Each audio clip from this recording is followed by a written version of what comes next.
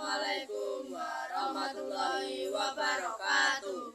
Di sini kami dari kelompok 5 kelas 7D ingin mempresentasikan tentang satelit bumi selain bulan. Sebelum itu izinin kami memperkenalkan diri terlebih dahulu. Perkenalkan, nama saya Rehan Cakaromati dari kelas 7D nomor absen 21. Perkenalkan, nama saya Asna Fauziatur Rahma dari kelas 7D nomor absen 11. Perkenalkan, nama saya Fandira Badan kelas 7D absen 9. Perkenalkan, nama saya Satria Yudhistira dari kelas 7D absen 26. Berikut video presentasi satelit bumi selain bulan. Mungkin kalian bertanya-tanya, apakah ada satelit bumi selain bulan? Satelit adalah setiap benda langit yang berputar mengelilingi benda langit yang umumnya lebih besar. Contohnya, bulan, Titan, atau Io adalah satelit-satelit alami yang mengitari planet. Selain satelit alami, ada juga digolongkan ke dalam satelit buatan. Seperti namanya, tentu saja satelit buatan ini tidaklah terbentuk di luar angkasa, tetapi dibuat oleh manusia dan digunakan untuk berbagai keperluan manusia di bumi, termasuk melakukan penelitian di benda-benda langit lainnya. Jadi, satelit adalah setiap benda langit yang berputar mengelilingi benda langit yang umumnya lebih besar. Selain satelit alami, ada juga digolongkan ke dalam satelit buatan. Seperti namanya, satelit ini tidaklah terbentuk di luar angkasa, tetapi dibuat oleh manusia. Selain bulan, pada saat ini banyak terdapat satelit buatan yang mengorbit bumi. Pada saat manusia ingin meletakkan sebuah benda luar angkasa menjadi satelit, maka diperlukan roket untuk menghantarkan benda tersebut ke tata surya.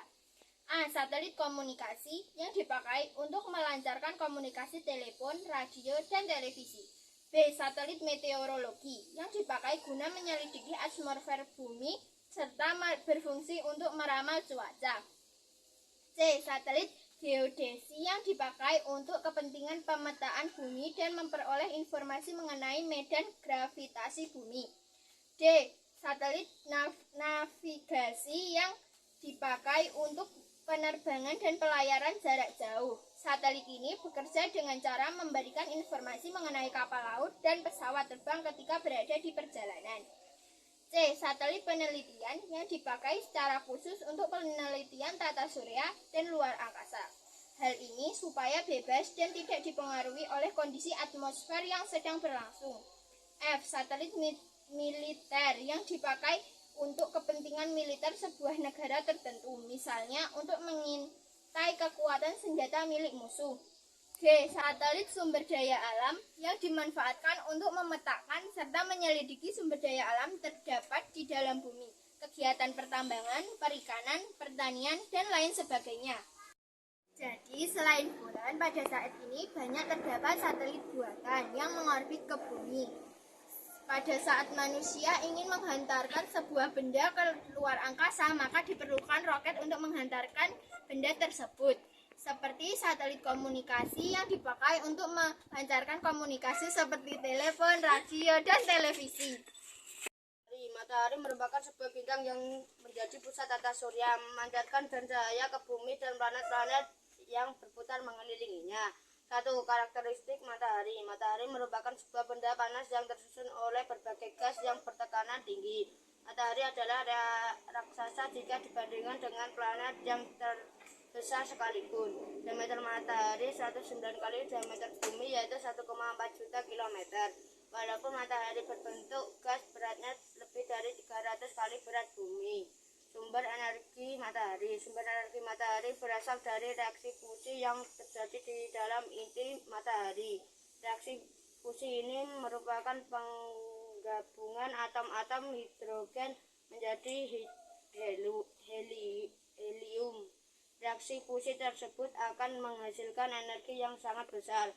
Matahari tersusun dari berbagai macam gas, antara lain hidrogen 76%, helium 22%, oksigen dan gas lain 2%. Matahari merupakan sebuah bintang yang menjadi pusat tata surya. Karakteristik matahari merupakan sebuah benda panas yang tersusun oleh berbagai gas yang bertekanan tinggi. Sumber energi matahari berasal dari reaksi fusi yang terjadi di dalam inti matahari. Reaksi fusi ini merupakan penggabung atom-atom hidrogen menjadi helium. Matahari tersusun dari berbagai macam gas antara lain hidrogen 76%, helium 22%, oksigen dan gas lain 2%. Lapisan-lapisan matahari. Matahari adalah bola gas pijar yang sangat panas. Matahari terdiri atas 4 lapisan, yaitu inti matahari, fotosfer, kromosfer, dan korona. Yang pertama, inti matahari mempunyai suhu 15 juta derajat Celcius. Energi yang dihasilkan ditambahkan sampai lapisan paling luar, kemudian terrealisasi ke angkasa luar. Yang kedua adalah fotosfer.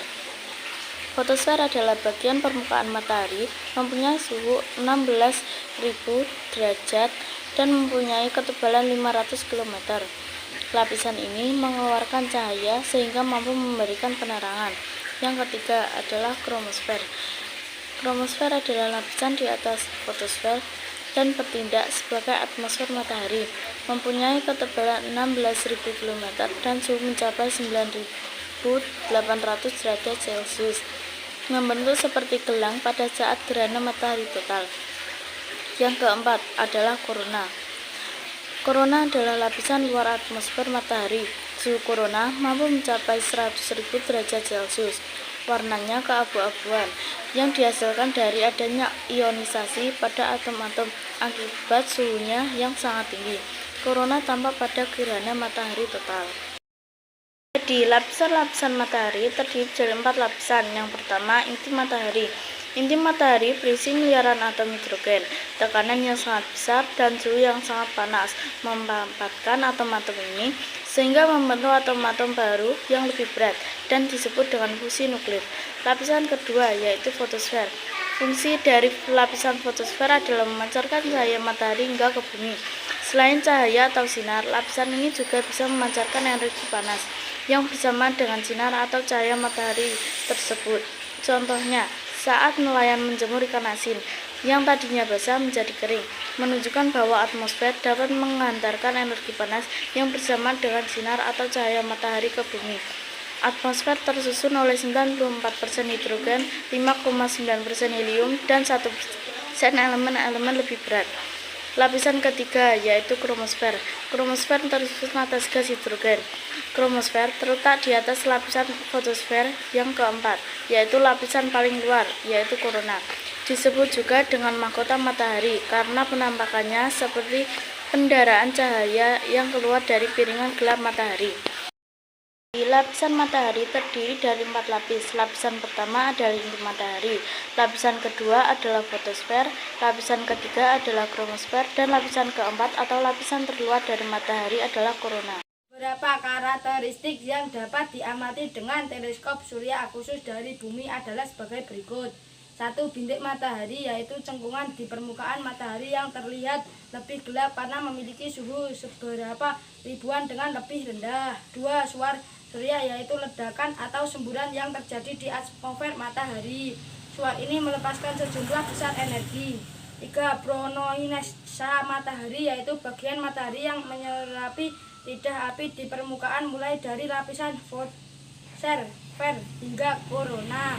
4. Angin matahari dibentuk oleh aliran vertikal yang dipancarkan matahari secara terus-menerus. Jadi beberapa karakteristik yang dapat diamati dengan teleskop surya khusus dari bumi adalah sebagai berikut. 1. Bintik matahari. Bintik matahari yaitu cengkungan di permukaan matahari yang terlihat lebih gelap.